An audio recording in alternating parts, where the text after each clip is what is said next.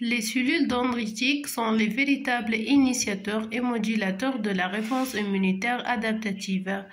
Avant tout contact d'une cellule immunitaire avec l'antigène, la cellule est dans un état immature. Dans cet exemple, on a vu la cellule de Langerhans qui existe dans l'épiderme dans un état immature. Alors, suite à une agression de la peau par un pathogène, que ce soit un micro-organisme ou autre, la cellule dendritique sentinelle ou bien la cellule de Langerhans immature va capturer cet antigène.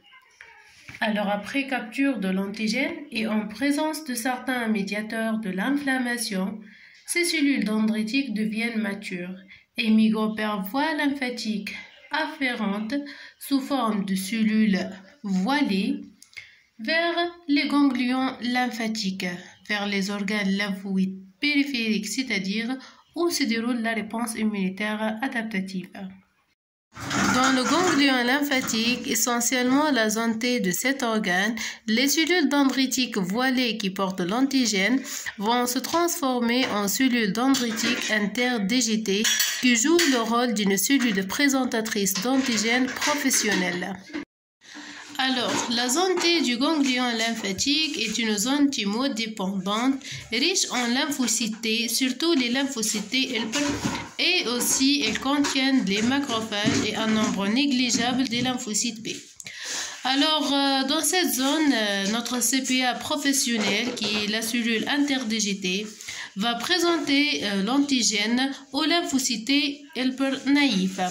Comme les lymphocytes helper et même les lymphocytes cytotoxiques sont restreints aux molécules de présentation de l'antigène, ces cellules vont reconnaître le fragment antigénique présenté par les CMH2 de la cellule présentatrice d'antigène grâce à leur TCR.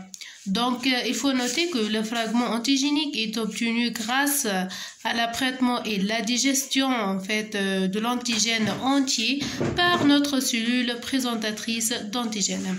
Alors, après cette reconnaissance CMH2 TCR, les lymphocytes helper naïfs vont être activés et se différencient en différents états fonctionnels. Dans notre cas, c'est les TH1 qui vont produire différentes protéines, plutôt cytokines inflammatoires qui amplifient la réaction inflammatoire, comme l'interleukine 2, l'interleukine 3, l'interféron gamma, le facteur de nécrose tumorale alpha et bêta.